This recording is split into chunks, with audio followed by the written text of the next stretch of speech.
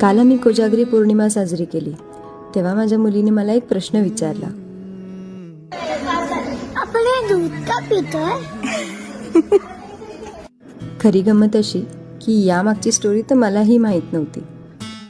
दरवर्षी सगळे एकत्र येऊन साजऱ्या करण्यासाठी दूध आणणं, त्यात काजू, बदाम, पिस्ता, वेलची पूड, साखर, इतर गोष्टी ॲड करून फक्त या सणाचा आनंद लुटत येत होतो.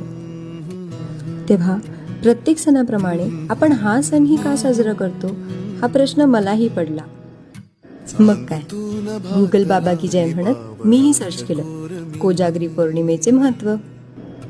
तर नवरात्री हा सण देवीचा 9 दिवस चालणारा दैत्यांसोबतचा संघर्ष आणि नवनव्या दिवशी देवीने केलेला महिषासुराचा वध साजरा करण्यासाठी केला जातो.